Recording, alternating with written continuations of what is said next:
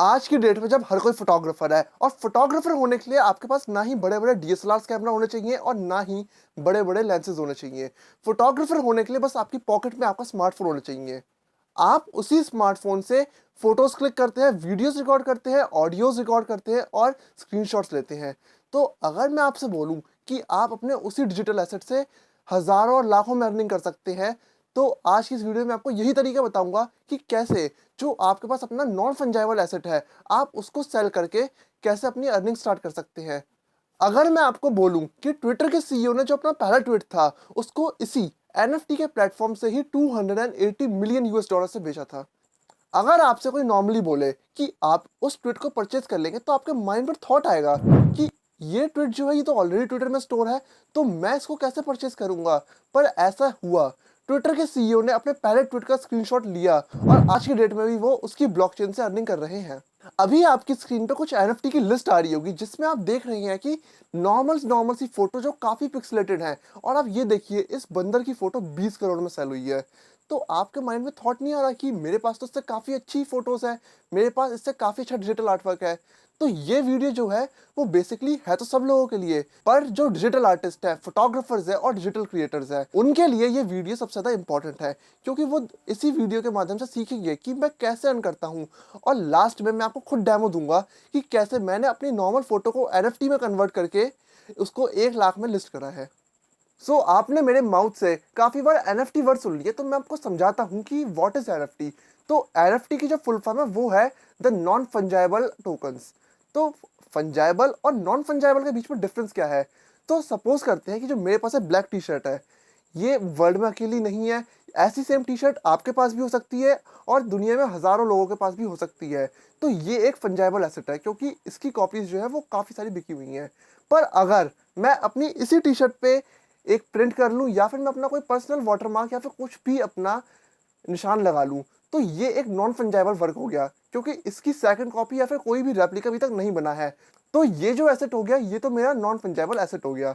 तो उसी तरह से जो भी आप अपना डिजिटल वर्क बनाते हैं, जो भी आप फोटोज लेते हैं, वो नॉन फंजाइबल है क्योंकि उसकी रेप्लिका अभी तक बनी ही नहीं है, क्योंकि उसके क्रिएटर आप हैं और ऐसी सेम फोटो वर्ल्ड में कहीं एग्जिस्ट ही नहीं करती होगी।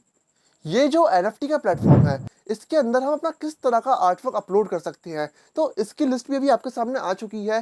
जैसे कि आप देख रहे हैं, इसमें हम जेपैग, पीएनजी, ऑडियोज, वीडियोस और किसी भी तरह का जो डिजिटल वर्क होता है उसको अपलोड कर सकते हैं। तो ये जो पूरा एनएफटी का कंसेप्ट है, ये क्रिप्टो ब्लॉकचेन पे वर्क करता है। तो क्रिप्टो का तो आपको पता ही होगा, क्रिप्टो जो है बेसिकली करेंसी होती है, जैसे कि bitcoin, Ethereum, Shiba Inu and Doge coins.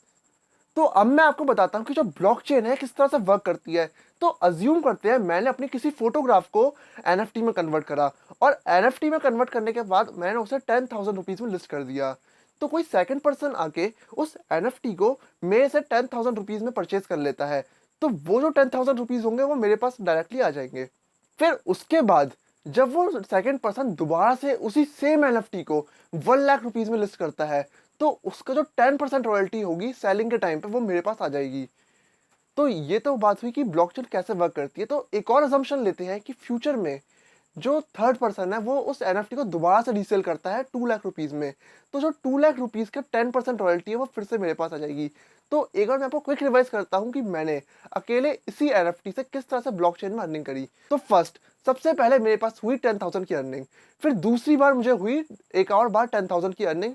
फिर तीसरी बार जब वो फाइल 2 लाख रुपए में रीसेल हुई थी, तो 2 लाख का 10% हुआ 20,000। तो मेरे पास टोटल 40,000 की अर्निंग हो गई। और फ्यूचर में जब तक ये सेल परचेज का सिलसिला चलता रहेगा तब तक मेरे पास इसकी अर्निंग होती रहेगी, because I am the creator of that file. और ये मेरी नॉन फंजाइबल टोकन्स है, क्योंकि जब भी रीसेल होगी तो इसका जो कॉपीराइट है या फिर रॉयल्टी है उससे जो भी अर्निंग होगी वो मेरे पास आएगी। तो अब जो आपके पास नेक्स्ट स्लाइड आएगी वो मेरे कंप्यूटर स्क्रीन की रिकॉर्डिंग होगी। इस वीडियो को मैंने पहले रिकॉर्ड कर लिया था, पर इसी स्लाइड में आप जानेंगे कि कैसे स्टेप बाय स्टेप मैं एनएफटी से अर्निंग कर सकता हूं और कैसे आप अपने मनचाहे दाम में उस एनएफटी को अपलोड करेंगे। तो इस स्लाइड को देखे बिना आप कहीं मत जाइएगा। हमें सबसे पहले एनएफटी में स्टार्ट करने के लिए हमें अपना डिजिटल वॉलेट चाहिए होता है, और डिजिटल वॉलेट के लिए अभी सबसे ज़्यादा ट्रेंडिंग में है वॉलेट मीटा मास्क। तो आप सिंपली गूगल पर सर्च करिए मीटा मास्क और आपको https chrome.google.com की साइट मिलेगी। तो जैसे ही आप इस पर क्लिक करेंगे, आप अपने डिफ़ॉल्ट ब्राउज़र या फिर क्रोम पे एक एक्सटेंशन डाल सकते हैं। क्योंकि मैंने अभी ऑलरेडी अपना मीटामास्क डाल रखा है, तो मेरे में यहाँ पे रिमूव फ्रॉम ब्रेव शो कर रहा है।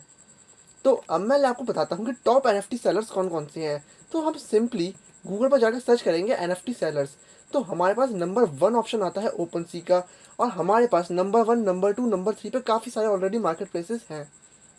मैंने ओपनसी पे ऑलरेडी अपना अकाउंट बना रखा है और उस पे मैंने अपनी काफ़ी सारी एनएफटीज़ अपलोड कर रखी हैं। तो मैं सिंपली न्यू टैब खोलता हूँ और मेरे यहाँ पे ओपनसी शो हो जाएगा। तो आप जब अपना वॉलेट बनाएंगे तो उस पर आपको एक पासवर्ड क्रिएट करना होगा, और पासवर्ड के साथ वो आपको रिकवरी कोड्स देंगे। तो आपको पासवर्ड ऐसा बनाना है कि आप कभी वो भूल ना सकें, ताकि अगर आप कभी वो पासवर्ड भूल जाएंगे तो आप दोबारा से लॉगिन नहीं कर पाएंगे।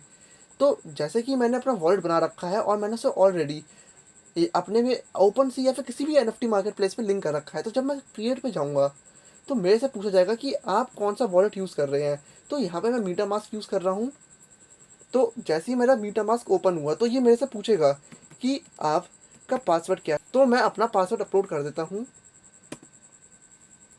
तो यहाँ से मेरा वॉलेट जो है वो एक्टिवेट हो गया और मेरी आईडी जो है वो यहाँ से हम एक्सेस कर सकते हैं।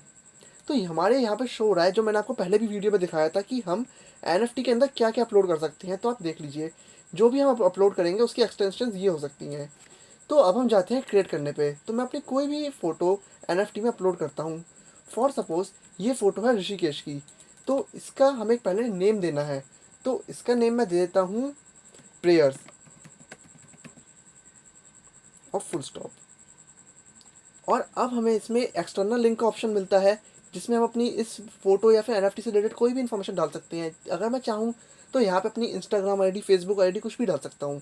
और डिस्क्रिप्शन जो है ये सबसे मेन टॉपिक्स में से एक है, क्योंकि ये हमें लोगों को बताता है कि हमारी एनएफटी में क्या है। और जितना अच्छा डिस्क्रिप्शन होगा उतना ही अच्छा लोग इस फ़ोटो से अट्रैक्ट होंगे, और जितना अच्छे से वो अट्रैक्ट होंगे तभी वो उस फ़ोटो को परचेज़ करेंगे। तो अभी के लिए मैं डिस्क्रिप्शन नहीं डाल रहा। तो यहाँ पे एक और इम्पॉर्टेंट चीज़ आती है, अनलॉकेबल कंटेंट्स। तो इसका मतलब है कि जब भी कोई इस फ़ोटो को परचेज़ करेगा तो इसमें जो हमने लिखा होगा वो उस ओनर के पास जाएगा। तो मैं यहाँ पे सिंपली लिख देता हूँ, thanks for purchasing our NFT, और एज आ उनको रिवॉर्ड मैं इसकी लोकेशन बताता हूँ। तो इसकी लोकेशन मैं लिख देता हूँ Rishikesh, UK, Uttarakhand, comma, India. तो ऐस इससे जो अनलॉकेबल कंटेंट है, तो इसका जो कोई भी फ्यूचर में परचेज़ करेगा तो उनको उस चीज़ की इन्फॉर्मेशन चली जाएगी। तो अब यहाँ पे आता है हमें कितनी सप्लाई देनी है। जनरली हम मैं अपनी एक एनएफटी की एक ही सप्लाई देता हूँ। और अगली चीज़ आती है ब्लॉकचेन। तो जैसे ही मैंने आपको पहले ही बता रखा है कि ब्लॉकचेन क्या होती है, तो सिंपली मैं अभी यहाँ पे पॉलीगन ब्लॉकचेन चूज़ करता हूँ, क्योंकि इथीरियम ब्लॉकचेन जो है इसके अंदर हमें एक गैस रेट देने होते हैं, पर हमें कोई अभी पे नहीं करना है। तो जो पॉलीगन ब्लॉकचेन है ये अभी सबसे बेस्ट फ्री की चेन है, तो मैं इसको चूज़ करता हूँ और मैं यहाँ से अपना क्रिएट करता हूँ। तो I am not a robot, palm tree हमें इस पर चूज़ करने हैं। ठीक है, तो मैंने अपना यहाँ पे चूज़ कर लिया है।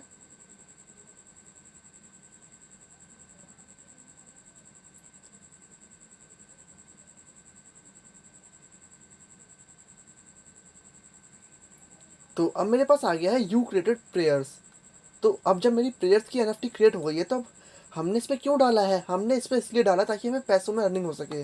तो मैं यहाँ पे जाऊँगा सेल के ऑप्शन में, और अब हमें डालना है कि हमें कितने इथीरियम कॉइन्स के अंदर या फिर किसी और क्रिप्टो कॉइन्स के अंदर हमें इससे कितनी पेमेंट चाहिए। तो पहले हम देखते हैं कि इथीरियम का प्राइस क्या है, ETH प्राइस।